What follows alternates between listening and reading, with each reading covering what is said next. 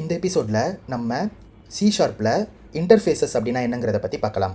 நீங்கள் எந்த இன்டர்வியூவுக்கு போனாலும் உங்ககிட்ட கண்டிப்பாக ஆல்மோஸ்ட் லைக் 99% வந்து கேட்கக்கூடிய ஒரு கொஸ்டின் என்னென்னா, அப்ஸ்ட்ராக்ஷனுக்கும் இன்டர்ஃபேஸஸ்க்கும் என்ன டிஃப்ரென்ஸ் அப்படிங்கிறத கண்டிப்பாக கேட்பாங்க.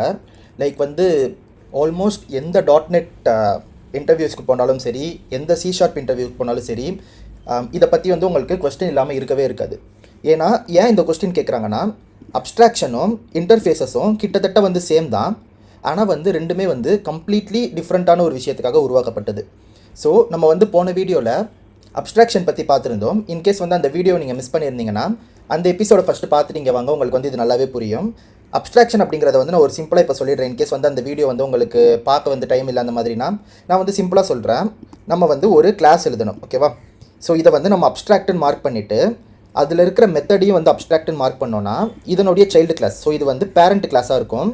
இந்த பேரண்ட்டோட சைல்டு கிளாஸ், ஓகேவா? ஸோ இப்போ வந்து இந்த ஷேப் அப்ஸ்ட்ராக்ட் அப்படிங்கிறது வந்து பேரண்ட்டு, சர்க்கிள் அப்ஸ்ட்ராக்ட் அப்படிங்கிறது வந்து சைல்டு, ஓகேவா? நான் இங்கே ஏன் பக்கத்தில் அப்ஸ்ட்ராக்ட்னு போட்டிருக்கேன்னா உங்களுக்கு வந்து புரியணுங்கிறதுக்காக. ஏன்னா நம்ம இதே மாதிரி ஒரு இம்ப்ளிமெண்டேஷன் வந்து இப்போ இன்டர்ஃபேஸில் பண்ண போகிறோம். ஸோ ரெண்டுத்துக்கும் டிஃப்ரென்ஸ் தெரியணுங்கிறதுக்காக சர்க்கிள் அப்ஸ்ட்ராக்ட்னு போட்டிருக்கேன்.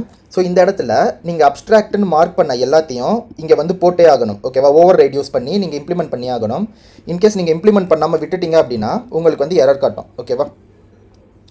ஸோ இதுதான் வந்து அப்ஸ்ட்ராக்ஷன் அப்படிங்கிறது. இது எதுக்கு நம்ம யூஸ் பண்ணுவோன்னா, இன்கேஸ் அதாவது வந்து ஏதாச்சும் ஒரு மேண்டட்ரியான மெத்தட் வந்து நம்ம போட்டே ஆகணும், ஆனால் போடுறதுக்கு மறந்துட்டோம், போடுறதுக்கு மிஸ் பண்ணிட்டோம் அப்படின்னா அந்த இடத்துல வந்து நமக்கு தெரியணுங்கிறதுக்காக இந்த அப்ஸ்ட்ராக்ட் அப்படிங்கிற ஒரு விஷயத்தை வந்து நம்ம யூஸ் பண்ணியிருக்கோம், ஒரு சேஃப்டி நெட்டுக்காக. சரி, இப்போ இன்டர்ஃபேஸ் என்ன பண்ணுன்னா, இன்டர்ஃபேஸும் இதே தான் பண்ண போகுது. ஸோ உங்களுக்கு வந்து ஒரு இன்டர்ஃபேஸ் எழுதி காட்டுறேன். ஒரு புது ஃபைல் வந்து நான் ஓப்பன் பண்ணிக்கிறேன். ஸோ இதை வந்து ஷேப் இன்டர்ஃபேஸ்ன்னு கொடுப்போமா? interface.cs அப்படிங்கிற நான் கொடுத்துக்கிறேன். ஸோ இன்டர்ஃபேஸும் எக்ஸாக்டாக அதே தான் வந்து பண்ண போகுது. ஸோ பப்ளிக்னு கொடுத்துட்டு இங்கே கிளாஸ்னு எழுதக்கூடாது, இன்டர்ஃபேஸ்னு எழுதணும், ஓகேவா? எழுதிட்டு எப்பயுமே ஒரு இன்டர்ஃபேஸ் எழுதுறீங்கன்னா அதை வந்து ஐயில் தான் ஆரம்பிக்கணும். இது வந்து கன்வென்ஷன், ஓகேவா? மேண்டட்ரி கிடையாது. ஆனால் உலகத்தில் இருக்க ஆல்மோஸ்ட் எல்லா ப்ராஜெக்ட்லையும் இப்படி தான் இருக்கும். ஸோ ஐன்னு போட்டுட்டு தான் நீங்கள் இன்டர்ஃபேஸை எழுதணும். ஷேப்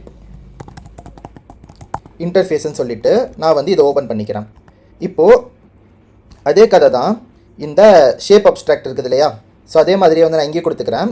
ஆனால் இதில் வந்து நம்ம என்ன பண்ண போகிறோம்னா, இந்த பப்ளிக் அப்படிங்கிற கீவேர்டை வந்து நம்ம யூஸ் பண்ணக்கூடாது. ஸோ இதுக்கு வந்து நம்ம ஆக்சஸ் மாடிஃபையர் யூஸ் பண்ணுவோம், அதாவது அப்ஸ்ட்ராக்ஷனுக்கு. இன்டர்ஃபேஸ்க்கு நம்ம யூஸ் பண்ண மாட்டோம், ஓகேவா? இது வந்து ஒரு ஒன் ஆஃப் த டிஃப்ரென்ஸ், ஞாபகம் வச்சுக்கோங்க. ஜஸ்ட் வந்து ரிட்டன் டைப்பு, தென் வந்து மெத்தட் நேம், ஓகேவா? ஸோ அவ்வளோதான். இப்போது இந்த இன்டர்ஃபேஸை ஏதாச்சும் ஒரு கிளாஸ் வந்து இம்ப்ளிமெண்ட் பண்ணுதுன்னு வச்சுப்போம். ஃபார் எக்ஸாம்பிளுக்கு வந்து சர்க்கிள் இன்டர்ஃபேஸ் நான் எழுதிக்கிறேன். ஸோ இந்த இடத்துல அகெயின் பப்ளிக் கிளாஸ் சர்க்கிள் இன்டர்ஃபேஸ்ன்னு போட்டுட்டு எதை இம்ப்ளிமெண்ட் பண்ணுது? ஐ ஷேப் இன்டர்ஃபேஸை வந்து இது இம்ப்ளிமெண்ட் பண்ணுது. ஸோ உங்களுக்கு வந்து இதுக்கு மேலேயே வந்து வச்சிங்கனாலே தெரியும்,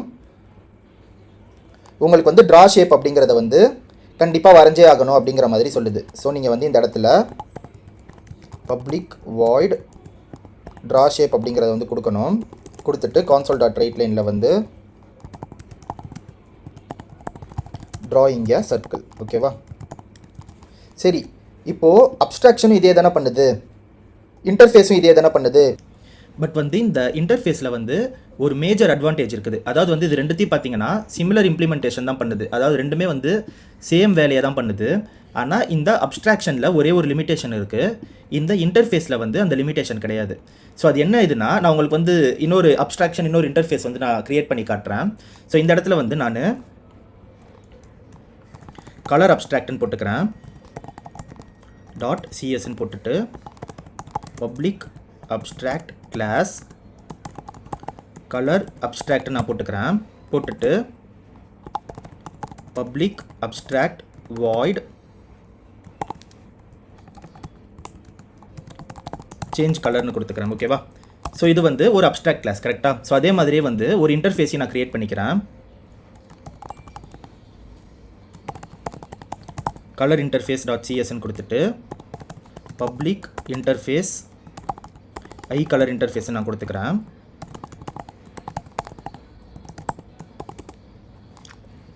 தென் இந்த இடத்துலையும் void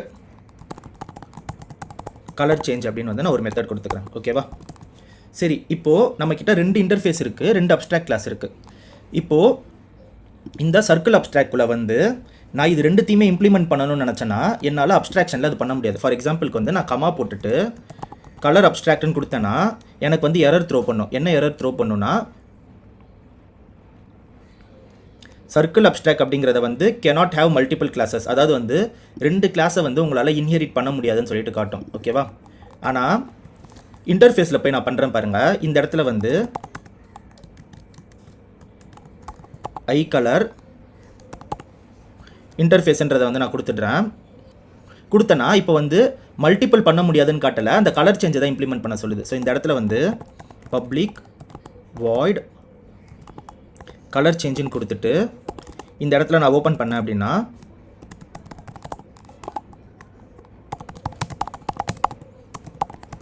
changing colour of circle அப்படின்னு சொல்லிட்டு நம்ம வந்து இது பண்ணிடலாம். ஸோ இதுக்கு வந்து என்ன அர்த்தம்னா, ஒரு கிளாஸ் வந்து எத்தனை இன்டர்ஃபேஸை வேணாலும் இம்ப்ளிமெண்ட் பண்ணும். ஓகேவா?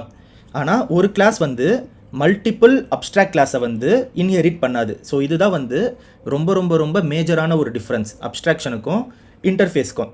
சரி, இப்போ வந்து உங்களுக்கு ஒரு கேள்வி வரலாம், அப்ஸ்ட்ராக்ஷன் யூஸ் பண்ணணுமா இன்டர்ஃபேஸ் யூஸ் பண்ணணுமா அப்படின்னு சொல்லிட்டு. ஸோ அது வந்து 100% உங்களுடைய விருப்பம் தான்.